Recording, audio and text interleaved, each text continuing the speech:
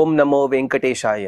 అఖిలాండకోటి బ్రహ్మాండ నాయకుడైన శ్రీ వెంకటేశ్వర స్వామి వారి దివ్యానుగ్రహ విశేషం చేత తిరుమల తిరుపతి దేవస్థానం వారు అనేక ధార్మిక కార్యక్రమాలు నిర్వహిస్తున్నారు.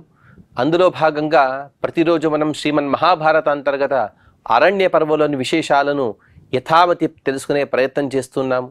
ఈనాటి ప్రవచన యజ్ఞాన్ని మంగళ పద్యాన్ని పలుకుతూ ప్రారంభించుకుందాం. నారాయణం నమస్కృత్య నరం చైవ నరోత్తమం దేవీం సరస్వతీం వ్యాసం తతో జయముదీరయేత్. శ్రీ గురుభ్యో నమః. హరి ఓం.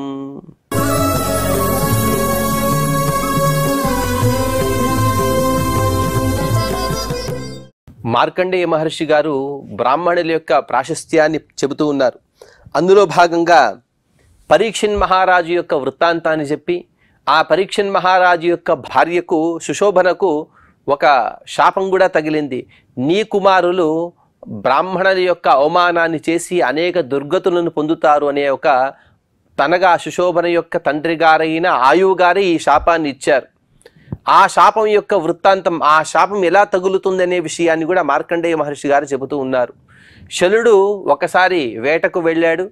వేటకు వెళ్ళి ఒక మృగం వెనక ఎంత వేగంగా వెళ్ళినా కూడా వెళ్ళకపోతే, అనగా ఆ మృగాన్ని పట్టుకోకపోయేసరికి తన సారథిగా ఉన్నవాడు చెప్పాడు, ఈ విధంగా వామదేవ మహర్షి గారి దగ్గర 2 అశ్వాలున్నాయి.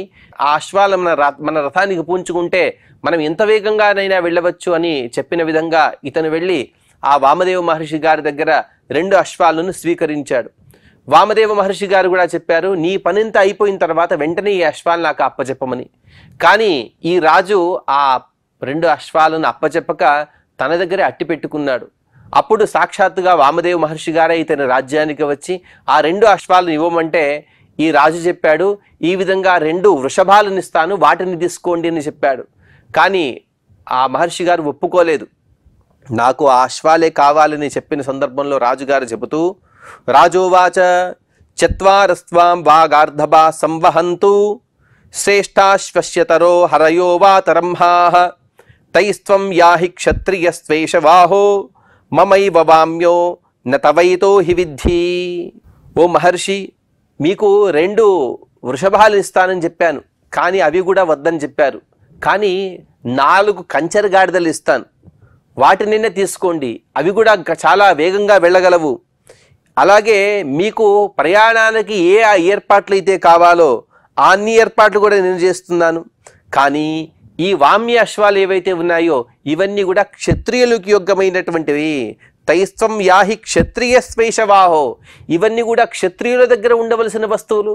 ఇవి తీసుకొని మీరేం చేస్తారు? మీరంతా కూడా వనంలో ఉండేవారు, వనంలో ఉండేవారికి వీటి అవసరం లేదు కదా. అందుకోసం ఇవన్నీ కూడా నా దగ్గరే ఉండని, మీకేవైతే కావాలో వాటిని తీసుకుని మీరు వెళ్ళండి అని రాజుగారు చెబితే, అందుకు వామదేవ మహర్షి గారు, వామదేవ ఉవాచ ఘోరం వ్రతం బ్రాహ్మణస్యైతదాహుః ఏతద్రాజన్ యదిహాజీవమానః అయస్మయా ఘోరరూపా మహాంతః చత్వారో వా యాతు దానాః సురౌద్రాః మయా ప్రయుక్తాస్త్వద్భద మీప్సమానాః వహంతు త్వాం శితిశూలాశ్చతుర్ధా. వామదేవ మహర్షి గారు అతన్ని హెచ్చరిస్తూ ఉన్నారు, రాజా, నీవు చాలా తప్పులు చేస్తూ ఉన్నావు. నీవు బ్రాహ్మణుల యొక్క ధనాన్ని అపహరిస్తూ ఉన్నావు. అనగా నా యొక్క ధనం, అనగా నా అశ్వాలు, అవన్నీ కూడా నా తపస్సుతో నేను సంపాదించినవి, అనగా నా అధీనమవి. కానీ వాటిని నీ స్వప్రయోజనం కోసం నీవు వాడుకుంటూ ఉన్నావు. ఇది చాలా పెద్దదైనటువంటి అపరాధం. అలాగే నా సంకల్పానుసారంగా నీవు నా అశ్వాలు నాకు ఇవ్వకపోతే 4 వస్తే నిన్ను సంహరిస్తారు. వారు ఎలా ఉంటారు అంటే, అయస్మయా ఘోర రూపా మహాంతః చత్వారాః యాతుధానాః సురౌద్రాః, కరాళమైనటువంటి రూపాన్ని పొందినవారు, లోహంలాగా గట్టి శరీరం, అనగా అలాగే వారిని నీవు ఎంత వధించినా కూడా, ఎన్ని బాణాలు వేసినా కూడా వారి శరీరానికి ఏమీ కాదు, అంత దృఢమైనటువంటి శరీరం కలిగిన వారు, అత్యంత భయంకరమైనటువంటి రూపాన్ని పొందినవారు, త్రిశూలాన్ని ధరించిన 4 రాక్షసులు వచ్చి నిన్ను సంహరిస్తారు. ఎలా సంహరిస్తారో తెలుసా? నా ఆజ్ఞానుసారంగా నిన్ను 4 ముక్కలు చేసేస్తారు. అందుకోసం అటువంటి దుర్గతి పొందకూడదు అంటే నా ధనమైనటువంటి నా అశ్వాలను నాకు అప్పచెప్పమని ఆ మహర్షి గారు హెచ్చరిస్తున్నారు. కానీ రాజు మాత్రం వారు ఎన్ని హితకరమైనటువంటి మాటలు చెప్పినా కూడా, ఎంత భయపెట్టినా కూడా భయపడక తను చెబుతూ ఉన్నాడు. రాజోవాచ ఏత్వాం విదురు బ్రాహ్మణం వామదేవ వాచా హంతుం మనసా కర్మణా వా తే త్వాం సశిష్యమిహ పాతయంతు మద్వాక్యనున్నా శితిశూలాసి హస్తాః. అసలు నీవు బ్రాహ్మణుడై ఇటువంటి మాటలు మాట్లాడవచ్చా? బ్రాహ్మణుడన్నవాడు మనస్సుతో, వాక్కుతో, కర్మలతో చాలా శుద్ధంగా ఉండాలి. కానీ ఆ విధంగా శుద్ధంగా లేక నీవు నన్ను సంహరించాలని నీవు సంకల్పం చేస్తే నేను కూడా ఒక మాటను చెబుతాను విను. నీకు 4 రాక్షసులు, కానీ నా దగ్గర ఇక అశేష పెద్ద సైన్యమే ఉంది. ఆ సైన్యమంతా కూడా నిన్ను చీల్చి ముక్కలు ముక్కలు చేసేస్తారు. నేను 4 భాగాలు మాత్రమే అవుతాను. కానీ నా సైన్యమంతా దండెత్తి వస్తే నీ శరీరం చిన్న చిన్న ముక్కలుగా కొన్ని వేల ముక్కలు అయిపోతాయి. అలాగే జాగ్రత్తగా ఇక్కడ నుండి నేను ఇచ్చినటువంటి వస్తువుని తీసుకుని వెళ్ళమని తను గట్టిగా హెచ్చరిస్తున్నాడు రాజు కూడా. అందుకు వామదేవ మహర్షి గారు కూడా వామదేవ ఉవాచ మమైతౌ వామ్యో ప్రతిగుహ్య రాజన్ పునర్దదానీతి ప్రపద్యమే త్వం ప్రయచ్చ శీఘ్రం మమ వామ్యత్వమశ్వౌ యద్యాత్మానం జీవితం తే క్షమం స్యాత్. ఓ రాజా, నీవు అశ్వాలను తీసుకునే సందర్భంలో నాకేం మాట ఇచ్చావు? పునః నా అశ్వాలను నా చేతికి ఇస్తానని మాట ఇచ్చావు. కానీ మాట తప్పుతూ ఉన్నావు. ఇది సరైనది కాదు. అలాగే నీవు బతికి ఉండాలనే నీకు భావన ఉంటే, బతికి ఉండాలనే ఆశ ఉంటే నా వామ్య అశ్వాలని తిరిగి ఇచ్చివేయి, లేకపోతే ఘోరంగా నీవు సంహరింపబడతావయ్యా. నీ హితం కోరి చెబుతున్నాను. నీవు రాజువు, రాజుగా నిన్ను ఉన్నటువంటి రక్షించడం నాది కూడా ధర్మమే. ఎందుకంటే ఈ రాజ్యంలో నేను కూడా ఒక ప్రజనే. ప్రజలుగా ఉన్నవారు తమ రాజును రక్షించుకోవాలి. అలాగే మేమంతా కూడా వనంలో కూర్చొని తపస్సు చేస్తుంటాం. ఆ తపస్సు ఎందుకుంటే ఆ తపస్సు యొక్క ప్రభావంతో రాజుగా ఉన్న నీవు, అలాగే ఈ రాజ్యం సుభిక్షంగా ఉండాలని మా కోరిక. కానీ నిన్ను వధించే ఒక పాపం మాకు కూడా రాకూడదంటే నీవు నా అశ్వాలు నాకు ఇచ్చేయమని ఆ వామదేవ మహర్షి గారు చెబుతూ ఉన్నారు. అందుకు రాజు నబ్రాహ్మణేభ్యో మృగయా ప్రసూత నత్వానుషాస్మద్య ప్రభృతిహ్య సత్యం తవైవ వాగ్నాం సంప్రణిధాయ సర్వాం తథా బ్రహ్మన్ పుణ్యలోకం లభేయం. ఓ మహర్షి, ఈ అశ్వాలను తీసుకుని ఏం చేస్తావు? అశ్వాలు ఉండేవి దేనికోసమంటే, ఒకటా వేట కోసం వెళ్ళాలి, లేకపోతే యుద్ధానికి వెళ్ళాలి. ఆ 2 వెళ్ళే ప్రసక్తి మీకు లేదు. బ్రాహ్మణుడైన నీవు వేటకు వెళ్ళకూడదు, అలాగే యుద్ధానికి వెళ్ళకూడదు. అలాగే ఈ 2 అశ్వాలు నీ దగ్గర ఉంటే నిరుపయోగంగా ఉంటాయి. అలా నిరుపయోగంగా తుప్పుపడితే దేనికి ఉపయోగం? ఇటువంటి దివ్యమైనటువంటి అశ్వాలు నా దగ్గర ఉంటే నేను చక్కగా వాడతాను, లోకాన్ని చక్కగా రక్షిస్తాను. అలాగే మీరు అసత్యం పలికినా కూడా మిమ్మల్ని దండించను. అంతేకాదు, నేటి నుండి మీరు ఏ మాటలు చెప్తే దాన్ని శిరసా వహిస్తాను. కానీ ఈ అశ్వాలను నాకు వదిలివేయండి. అంటే మీరెన్నైనా అబద్ధాలు చెప్పుకోండి, ఎన్నైనా అక్రమాలు చేయండి, వాటిని ఆపడానికి నేను కానీ నా భటులు కానీ ఎవరు మీ దగ్గరికి రారు. మీరు కోరింది కోరినంత తీసుకోండి. అలాగే మీరు ఎన్ని తప్పులు చేసినా కూడా అన్నిటిని నేను క్షమిస్తాను. అలాగే మీకు ఏ కోరిక కావాలని కూడా అన్ని కోరికలు తీర్చే బాధ్యత నాకు. అలాగే మీకు ఇంత ఇవ్వడం వలన నాకు కూడా పుణ్యం కలుగుతుంది కదా. కాబట్టి రాజుగా ఉన్నవాడి చేత పుణ్యకర్మలు చేయించవలసిన బాధ్యత మీది.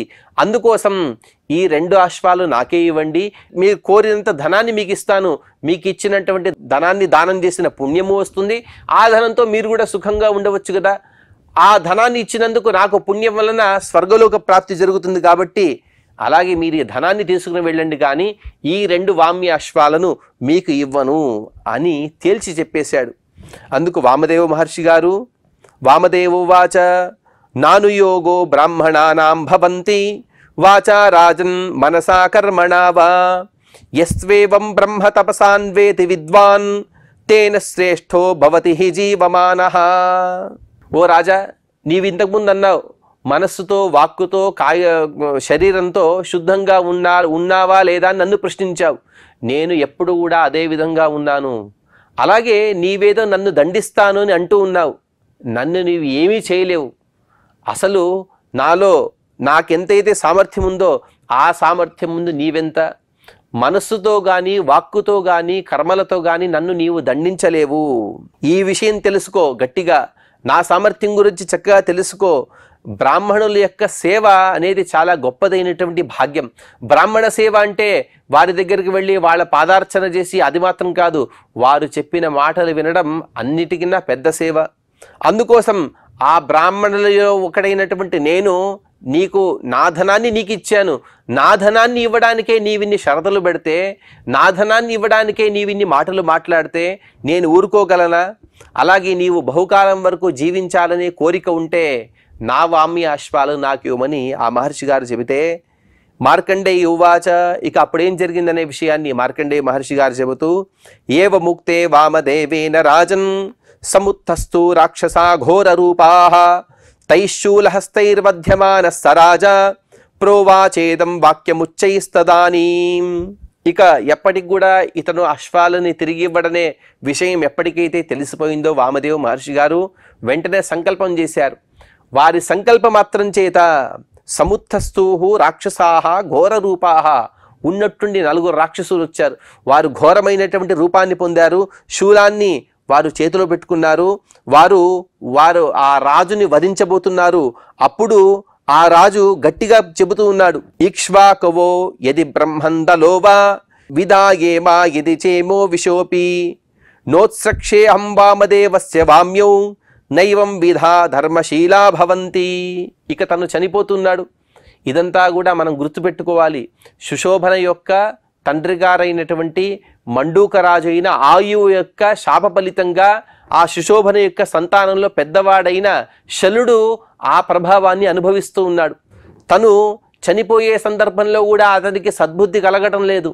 ఇంకా గట్టిగా చెబుతున్నాడు, నన్ను వధించడం కోసం ఇక్ష్వాకు వంశంలో మొత్తం అందరూ రావచ్చుగాక, లేకపోతే నా తమ్ముడైనటువంటి దళుడు గాని రావచ్చుగాక, కానీ నోత్సక్షే వామదేవస్య వామ్యం, నా అధీనంలో ఉండేటువంటి ఏవైతే వామ్య అశ్వాలున్నాయో వాటిని నేను ఎవరికి ఇవ్వను. నైవం విధా ధర్మశీలా భవంతి. ఈ వామదేవ మహర్షి గారు గొప్ప ధర్మాత్ములని మీరంతా అనుకుంటూ ఉన్నారేమో, చూడండి రాజునే సంహరిస్తున్నాడు, ఇతనేమి ధర్మాత్ముడు అని హేళనగా మాట్లాడుతున్నాడు.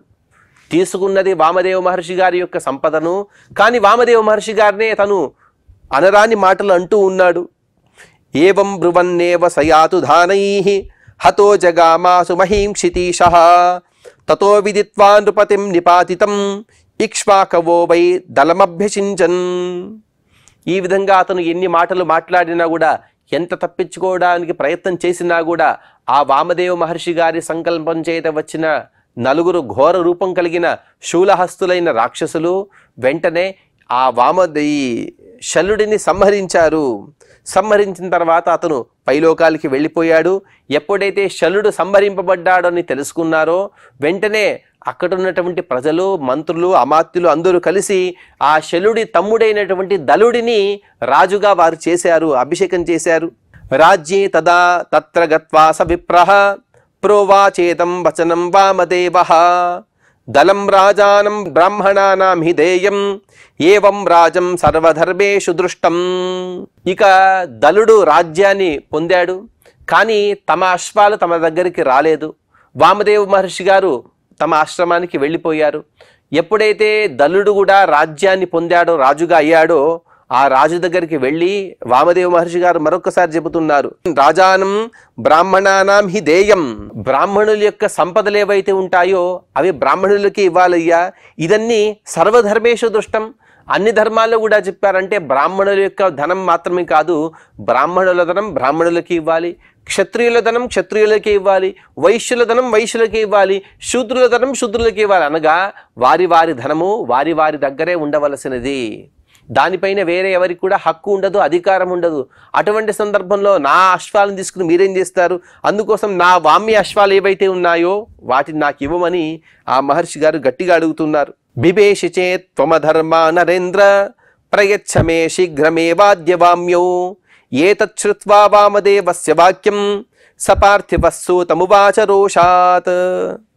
అలాగే ఆ మహర్షి గారు కాస్త గట్టిగా ఇంకా అతనికి చెబుతూ, నీవు అధర్మానికి భయపడేవాడివైతే బిభేషిచాత్ అధర్మాన్ నరేంద్ర, ఓ రాజా నీవు అధర్మం గురించి భయాన్ని పొందినవాడైతే, ఎప్పటికి కూడా మనిషి అధర్మానికి భయపడాలి అని చెబుతారు. ధర్మానికి భయపడడం కాదు, అధర్మానికి భయపడే. అధర్మం అంటే పాపం. అయ్యో నేను ఇంత పాపాన్ని పొందితే పరలోకంలో ఎంత దుఃఖాన్ని అనుభవించవలసి వస్తుందో, అలాగే నేను ఇంత పాపకర్మలను చేస్తే ఆ పాపం ద్వారా ఇక్కడ ఎంతమంది బాధలను పొందుతారో అనేక భయాలను పొందినవాడై అధర్మాన్ని ఆచరించకూడదు.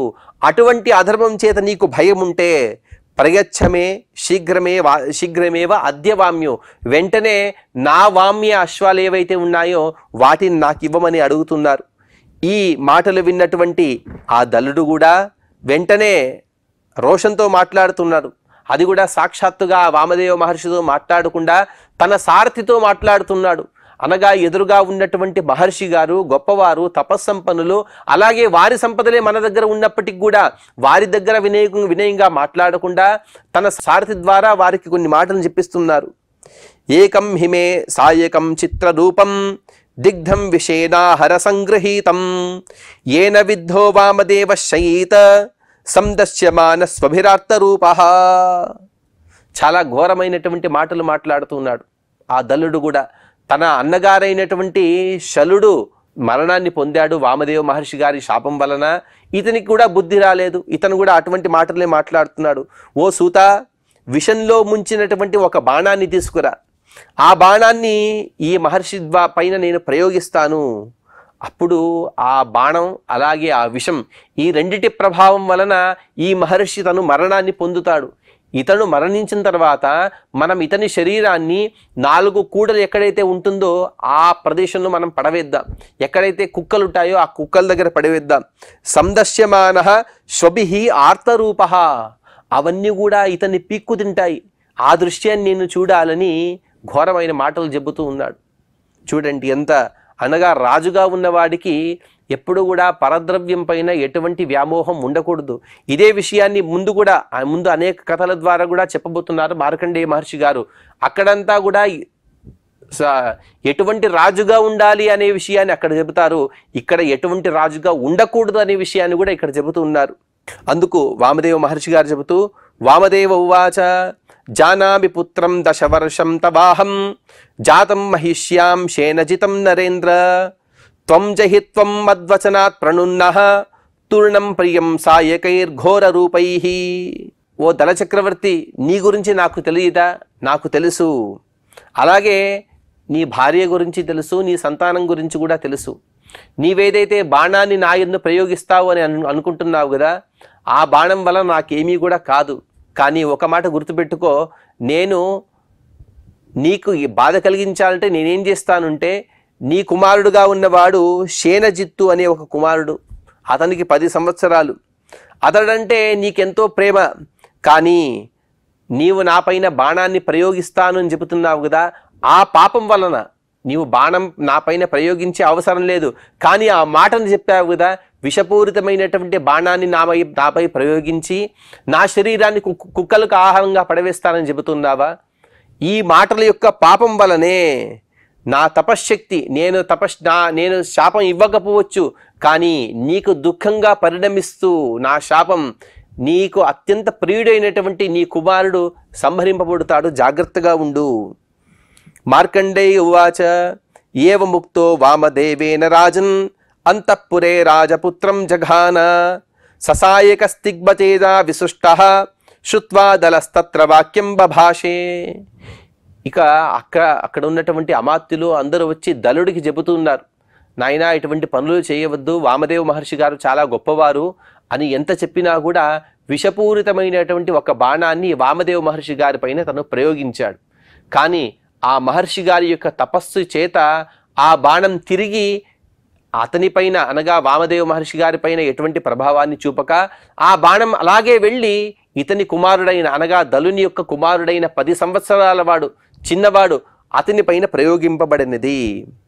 అతడు కూడా అనగా శేనజిత్తు కూడా అక్కడే తను మరణాన్ని పొందాడు. అంతఃపురే రాజపుత్రం జఘాన, వెంటనే మరణాన్ని పొందాడు. అప్పుడు దళుడు గట్టిగా మాట్లాడుతున్నాడు. రాజోవాచ ఇక్ష్వాకవో హంతచరామి వప్రియం నిహన్మీవం విప్రమద్య ప్రమథ్య ఆనీయతామపరస్తిగ్మతేజాః పశ్యధ్వం మే వీర్యమద్య క్షితీశాః. ఇంత జరిగినా కూడా బుద్ధి రాలేదు ఆ రాజుకి, బుద్ధిహీనుడిగా మాట్లాడుతున్నాడు.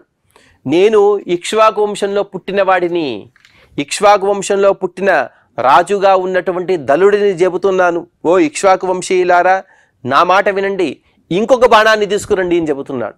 ఇంకొక బాణాన్ని తీసుకురండి, ఆ బాణాన్ని ప్రయోగిస్తాను, తద్వారా ఆ బాణం ద్వారా ఈ మహర్షి గారు చంపబడతారు.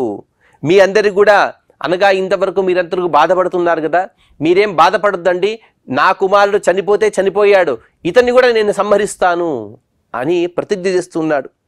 అందుకు వామదేవ మహర్షి గారు కూడా అతనికి హితవాక్యాలు చెబుతున్నారు. వామదేవ ఉవాచ యత్వమేనం సాయకం ఘోర రూపం విషేణ దిగ్ధం మమ సందధాసి నత్వేతం త్వం శరవర్షం విమోక్తుం సంధాతుం వా శక్యసే మానవేంద్ర. ఓ మానవేంద్ర, ఓ రాజా, నీవు బాణాలు తీసుకురండి, విల్లు ఎక్కువ పెడతాను, అవి ఏవో మాటలు చెబుతున్నావు కదా, కానీ వెంటనే నిన్ను నేను శిలగా మార్చేస్తాను. ఒక బాణాన్ని తీసుకోలేవు, ఎక్కువ పెట్టలేవు, అలా నిన్ను నేను స్తంభింపజేస్తాను. నీవు నాపైన బాణం కాదు, కత్తి కాదు, గద కాదు, ఏ ఆయుధాన్ని కూడా ప్రయోగించకుండా నేను నిన్ను స్తంభింపజేస్తాను, జాగ్రత్తగా ఉండు అని చెబితే, అందుకు రాజు దలుడు చెబుతున్నాడు. రాజోవాచ ఇక్ష్వాకవః పశ్యతా మాం గృహీతం నైవ శక్నోమ్యేషు శరం విభోక్తుం నచాస్య కర్తుం నాశమభ్యుత్సహామి ఆయుష్మాన్ వై జీవతు వామదేవః. ఎంత చెప్పినా కూడా ఇతను మాటలు వినలేదు. దలుడు మాటలు వినక మరొక బాణాన్ని తీసి ప్రయోగించబోతున్నాడు. వెంటనే ఆ మహర్షి గారి యొక్క తపస్సామర్థ్యం చేత స్తంభీభూతుడైపోయాడు, అలాగే నిలబడిపోయాడు. ఇతని శరీరంలో చలనమే లేకుండా పోతుంది. ఆ విధంగా ఎంతో బాధపడుతున్నాడు.